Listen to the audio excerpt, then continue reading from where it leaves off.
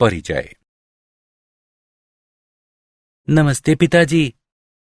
माँ ने मुझसे ये गोली आपको देने के लिए कहा और इसे लेने के बाद आप बेहतर महसूस करेंगे। ठीक है, लाओ इसे मुझे दे दो। पिताजी, यह गोली आपके स्वास्थ्य को किस प्रकार प्रभावित करती है? ये गोली मेरे शरीर को ताकत देती है और इसे खाने से मैं ठीक हो जाऊंगा। पिताजी, यह गोली किस चीज की बनी है? रोहित, ये संपूरक गोलियां हैं और इस गोली में लैक्टिक बैक्टीरिया यानी जीवाणु का प्रयोग किया गया है जो मेरे शरीर को ताकत देता है। पिताजी, बैक्टीरिया क्या है? बेटा, ये एकल कोशिकीय सूक्ष्म जीव हैं। वे हर जगह मौजूद हैं, जैसे कि हमारे भोजन में और वायु में आदि। वाह, ये तो काफी रोचक है पिताजी। क्या तुम और अधिक जानना चाहते हो? हाँ पिताजी। इस पाठ में आप जानेंगे कि सूक्ष्म जीव मानव जीवन में किस प्रकार सहायक हैं।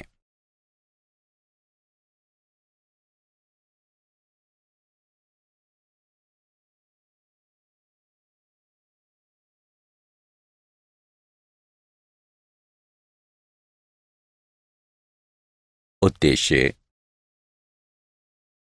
इस पाठ के अंत में आप निम्न करने में सक्षम हो जाएंगे। व्याख्या करना कि सूक्ष्म जीव हर जगह उपस्थित हैं। औद्योगिक स्तर पर सूक्ष्म जीवों से प्राप्त उत्पादों की व्याख्या करना। सूक्ष्म जीवों की सहायता से वाहित मल उपचार की व्याख्या करना। सूक्ष्म जीवों की सहायता से बायोगैस के उत्पादन की व्याख्या करना। जैव नियंत्रण कारकों के रूप में सूक्ष्म जीवों को जानना और जैव उर्वरकों के रूप में सूक्ष्म जीवों को समझना।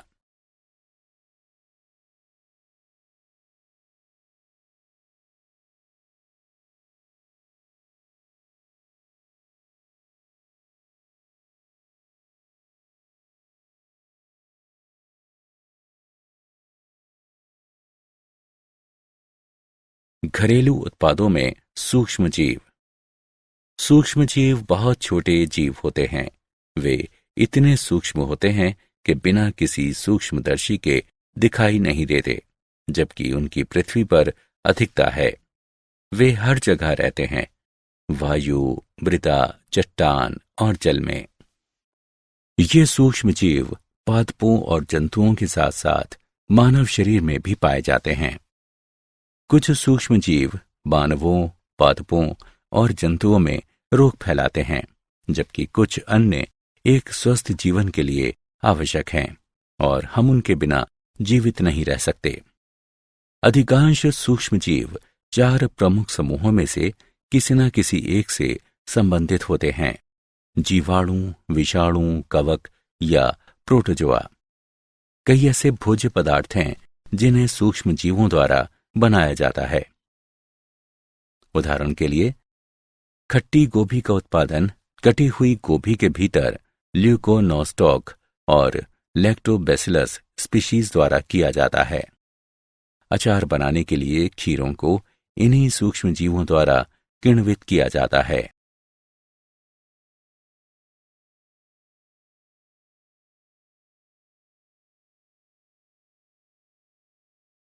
औद्योगिक उत्पादों में सूक्ष्म जीव। उद्योगों में सूक्ष्म जीवों का उपयोग पेयों, प्रतिजैविकों और अन्य उत्पादों का उत्पादन करने में होता है। औद्योगिक पैमाने पर हमें बहुत अधिक संख्या में सूक्ष्म जीवों की जरूरत होती है, इसलिए उन्हें बड़े पात्रों में पैदा किया जाता है, जिन्हें फर्मेंटर या किण्वक कहते हैं। किण्वित पेय। यीस्ट, स्कैरोमाइसीज, सेरेबेसी सभी अल्कोहलीय पेयों के लिए आवश्यक हैं। ये एक जीवित चीज है। आपके किण्विक पात्र में अरबों कोशिकाएं, सभी भूखे सूक्ष्म जीव जो शर्करा को कार्बन डाइऑक्साइड और अल्कोहल में बदल देते हैं। यीस्ट के अलग अलग प्रकार भिन्न भिन्न उत्पाद बनाते हैं, जैसे कि वाइन, बियर, विस्की आदि।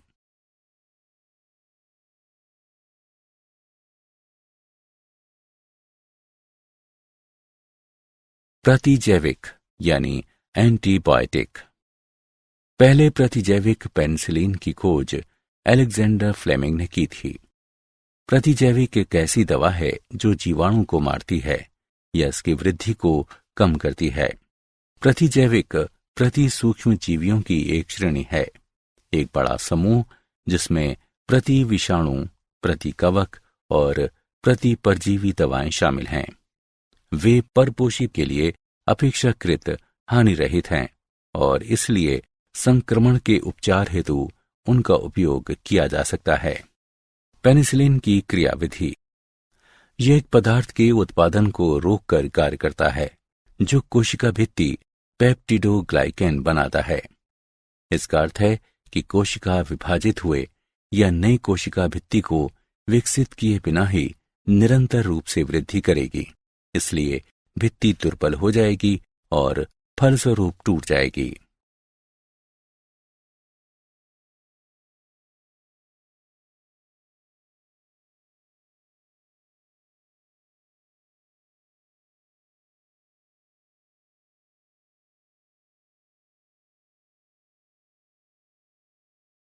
रसायन, एंजाइम तथा अन्य जैव सक्रिय अणु। निम्नांकित तालिका कार्बनिक अम्लों और उनका उत्पादन करने वाले सूक्ष्म जीवों की एक सूची प्रदान करती है। एंजाइमों का उत्पादन सूक्ष्म जीवों लाइपेज, प्रोटीएजेज और पैक्टिनेजेज की सहायता से होता है। लाइपेज एक ऐसा एंजाइम है जो भोजन की वसाओं को तोड़ने में प्रयुक्त होता है ताकि उन्हें आंतों द्वारा अवशोषित किया जा सके। प्रोटीएजेज का आशय एंजाइमों के उस समूह से है जिसका उत्प्रेरकीय कार्य प्रोटीनों के पेप्टाइड बंधों को तोड़ना है। पैक्टिनेजेज एंजाइमों का एक ऐसा संग्रह है जो पैक्टिनों को तोड़ने में समर्थ है। पैक्टिन एक ऐसा पदार्थ है जो पादप कोशिकाओं की कोशिका भित्ति को बनाए रखता है। जैव सक्रिय अणु। एक जैव सक्रिय अणु साइक्लोस्पोरिन ए एक शक्तिशाली प्रतिरक्षा निरोधक कारक है। माइलोटॉक्सिटी की जिसकी कमी इसे नॉन स्टेरॉयडल दवाओं में अनूठा बनाती है, प्रतिरक्षा निरोधन के लिए वर्तमान में जो दी जाती है। इसका उत्पादन ट्राइकोडर्मा पॉलिस्पोरम कवक द्वारा किया जा सकता है।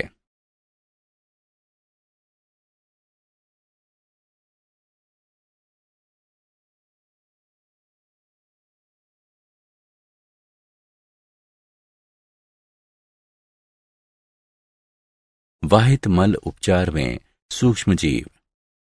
नगरीय व्यर्थ जल को वाहित मल कहते हैं, जिसमें बड़ी मात्रा में कार्बनिक द्रव्य तथा सूक्ष्मजीव होते हैं, जिनमें से कई रोगजनक होते हैं और कुछ परपोषित होते हैं। प्रदूषण के बोझ को कम करने के लिए वाहित मल को जलाशयों में विसर्जित करने से पहले इसका वाहित मल उपचार संयंत्रों में उपचार किया जाता है। उपचार में निम्न 2 चरण शामिल हैं। प्राथमिक उपचार। प्राथमिक वाहित मल के उपचार में व्यर्थ जल को मोटी रेत, कंकड़ों, कार्बनिक और अकार्बनिक अपशिष्टों, वसीय पदार्थों आदि की अशुद्धियों से मुक्त किया जाता है। नगरीय व्यर्थ जल में बड़ी बड़ी वस्तुएं होती हैं, जैसे फटे पुराने कपड़े, डिब्बे, टिन आदि, जिन्हें स्क्रीन द्वारा हटा दिया जाता है। यह आवश्यक है क्योंकि इन वस्तुओं की उपस्थिति में संयंत्र के संवेदनशील भागों को नुकसान पहुंच सकता है। स्क्रीन के बाद एक ग्रिड चैम्बर होता है, जिसका उपयोग रेत तथा अन्य भारी अकार्बनिकों को अलग करने के लिए किया जाता है। इस प्रकार ग्रिड चैम्बर में इकट्ठा की गई सामग्री को निपटान के लिए एकत्र कर उसे थैलों में भर दिया जाता है। कुछ संयंत्र अवसादन चरण का उपयोग करते हैं, जिसमें वाहित मल को बड़े बड़े टैंकों से गुजारा जाता है, जिन्हें प्राथमिक विशुद्धक या प्राथमिक अवसादन टैंक कहते हैं। इन टैंकों में तैरते हुए सामग्री को अलग किया जाता है तथा सजातीय द्रव जैविक उपचार के लिए तैयार रहता है, जबकि स्लज को अलग से उपचार द्वारा हटाया जाता है। इसके बाद प्राथमिक अवसादन टैंकों से प्राप्त बहिस्राव को द्वितीयक उपचार के लिए ले जाया जाता है। द्वितीयक उपचार या जैव उपचार वाहित मल की जैविक सामग्री जैसे मानवीय अपशिष्ट, भोजन अपशिष्ट, साबुनों और डिटर्जेंट को अलग करने के लिए द्वितीयक वाहित मल जल उपचार विधि वायवीय जैव प्रक्रियाओं का उपयोग करती है। इस विधि में जीवाणु और प्रोटोजोआ प्राकृतिक रूप से सड़ने योग्य विलय कार्बनिक अशुद्धियों को जीवाणु झुंड में बदल देते हैं। इससे बहिस्राव की बीओडी यानी बायोकेमिकल ऑक्सीजन डिमांड घटती है। बीओडी का आशय ऑक्सीजन की उस मात्रा से है जिसकी वायुवीय सूक्ष्म जीवों को जल के एक नमूने में कार्बनिक द्रव्य को अवघटित करने के लिए आवश्यकता होती है, जैसे कि जो वाहित मल द्वारा प्रदूषित होते हैं। इसका जल प्रदूषण की सीमा की माप के रूप में प्रयोग किया जाता है। जब बहिस्राव का बीओडी पर्याप्त रूप से घट जाता है तो बहिस्राव को अंतिम निसादन टैंकों से गुजारा जाता है, जहां जीवाणु झुंड अवसाद में परिवर्तित होता है। यह अवसाद सक्रियित आपंक कहलाता है।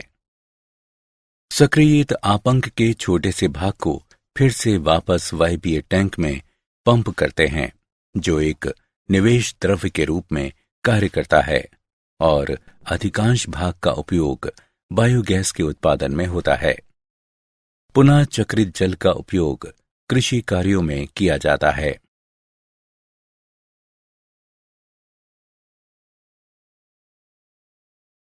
बायोगैस के उत्पादन में सूक्ष्म जीव।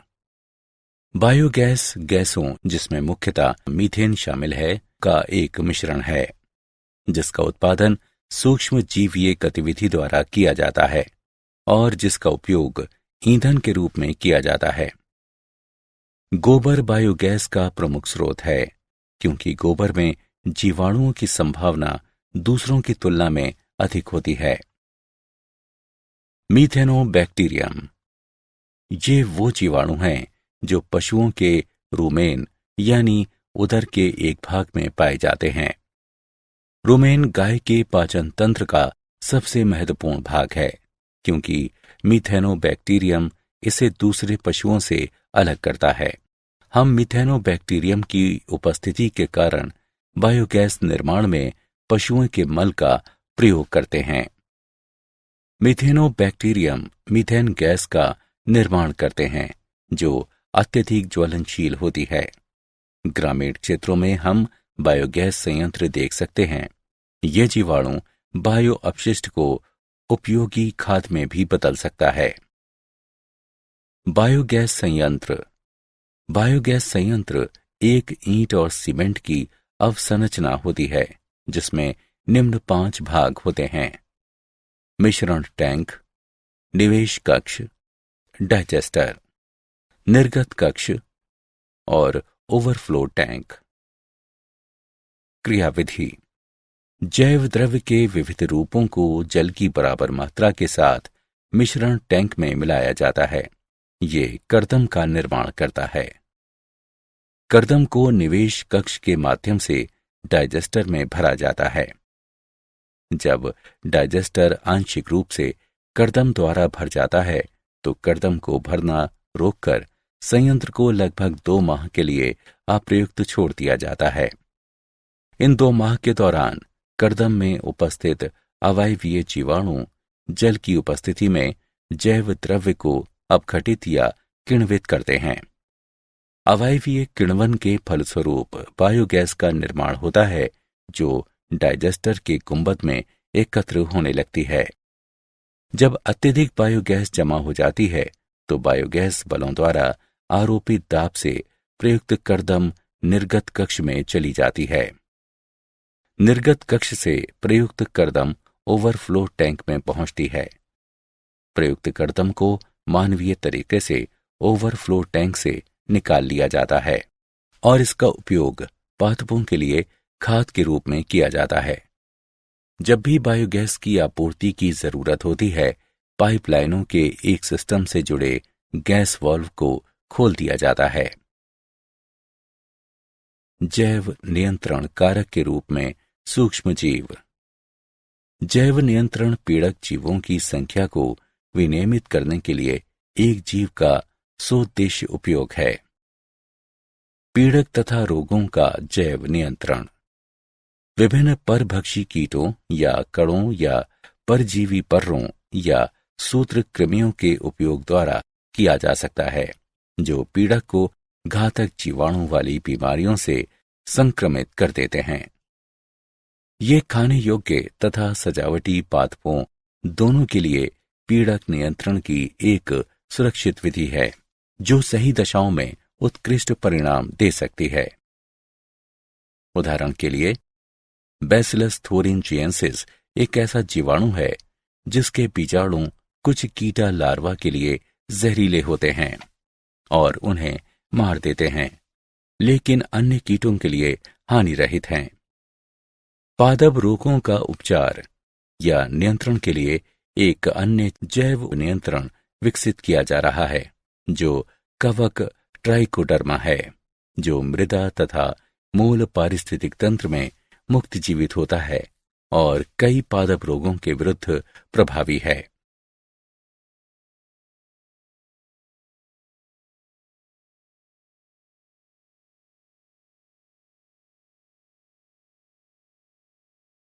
जैव उर्वरक के रूप में सूक्ष्म जीव। जैव उर्वरक एक ऐसा पदार्थ है जिसमें जीवित सूक्ष्म जीव होते हैं, जिन्हें जब बीज पादप की सतहों या मृदा पर छोड़ा जाता है तो ये राइजोस्फीयर या पादप के अग्रभाग में बस्ती बना लेते हैं तथा परपोषी पादप के लिए प्राथमिक पोषकों की आपूर्ति या उपलब्धता को बढ़ाकर वृद्धि का संवर्धन करते हैं। जीवाणु, साइनोबैक्टीरिया तथा कवक माइकोराइजा जीवों के 3 समूह हैं, जिनका उपयोग जैव उर्वरकों के रूप में किया जाता है। जीवाणु, उदाहरण के लिए राइजोबियम, एजोबैक्टर, एजोस्पाइरिलम आदि। राइजोबियम एक मृदा में रहने वाला जीवाणु है जो लेग्यूम जड़ों में बस्ती बनाने में सक्षम है तथा ये वायुमंडलीय नाइट्रोजन को सहजीवी रूप से स्थिर करता है। साइनोबैक्टीरिया, जलीय दशा में साइनोबैक्टीरिया वृद्धि करते हैं, वायुमंडलीय नाइट्रोजन को स्थिर करते हैं तथा वातावरण में एमिनो अम्ल, प्रोटीन और दूसरे वृद्धि प्रेरक पदार्थों को मुक्त करते हैं। साइनोबैक्टीरिया के उदाहरण साइटोनेमा, नील हरित शैवाल, माइक्रोसिस्टेस आदि। कवक या माइकोराइजा। माइकोराइजा कवक के समूह होते हैं जो पादपों की जड़ों में वृद्धि करते हैं। वास्तव में ऐसे नवोद्भिद जिनमें माइकोराइजा वाले कवक होते हैं, पौधारोपण के बाद अपनी जड़ों पर बेहतर तरीके से वृद्धि करते हैं और तेजी से बढ़ते हैं। कवकीय सहजीवी पादप से आश्रय और भोजन प्राप्त करते हैं। बदले में पादप कई प्रकार के लाभ अर्जित करता है, जैसे कि फास्फोरस, लवणता का अवशोषण और सूखे के प्रति सहनशीलता, जल संतुलन को बनाए रखना तथा कुल मिलाकर पादप में वृद्धि और विकास करना।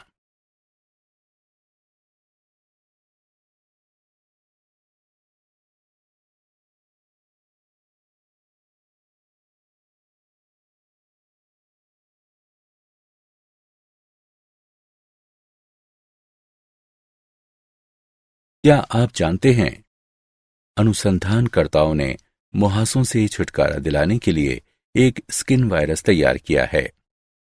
एक ऐसे वायरस का उपयोग करना जो प्राकृतिक रूप से उस जीवाणु को अपना आहार बनाता है जो कील मुहासे पैदा करते हैं। एक ऐसा टूल प्रदान करना है जो मुहासे के शारीरिक और मानसिक भय से निजात दिलाता है।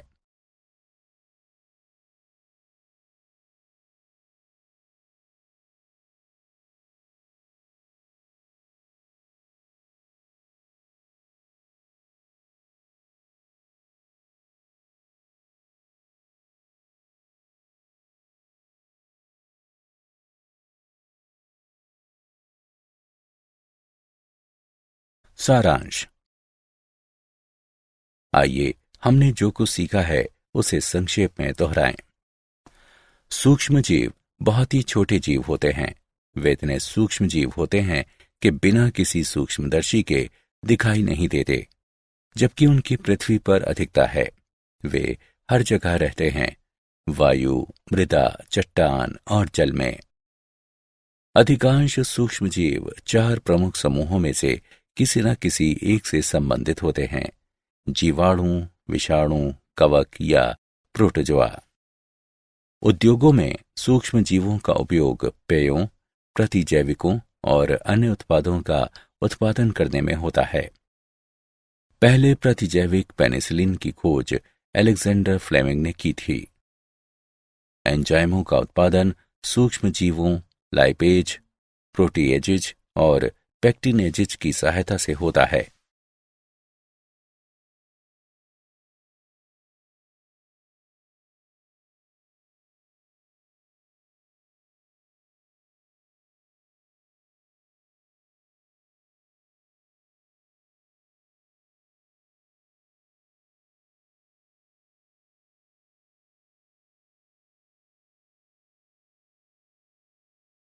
वाहित मल के उपचार में प्रयुक्त सूक्ष्म जीव हैं। उपचार में 2 चरण शामिल हैं: प्राथमिक उपचार और द्वितीयक उपचार। बायोगैस गैसों का एक मिश्रण है जिसमें मुख्यतः मीथेन शामिल होती है, जिसका उत्पादन सूक्ष्म जीवीय गतिविधि द्वारा किया जाता है और जिसका उपयोग ईंधन के रूप में किया जा सकता है। बायोगैस का उत्पादन बायोगैस संयंत्र में किया जाता है। बायोगैस संयंत्र ईंट और सीमेंट की अवसंरचना होती है।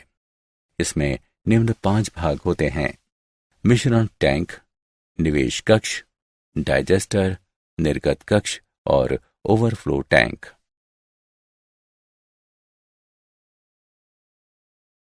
जैव नियंत्रण पीड़क जीवों की संख्या को विनियमित करने के लिए एक जीव का सौदेश्य उपयोग है। जैव उर्वरक एक ऐसा पदार्थ है जिसमें जीवित सूक्ष्म जीव होते हैं, जिन्हें जब बीज पादप की सतहों या मृदा पर छोड़ा जाता है तो ये राइजोस्फीयर या पादप के अग्रभाग में बस्ती बना लेते हैं तथा परपोषी पादप के लिए प्राथमिक पोषकों की आपूर्ति या उपलब्धता को बढ़ाकर वृद्धि का संवर्धन करते हैं। जीवाणु, साइनोबैक्टीरिया तथा कवक यानी माइकोराइजा जीवों के 3 समूह हैं जिनका उपयोग जैव उर्वरकों के रूप में किया जाता है।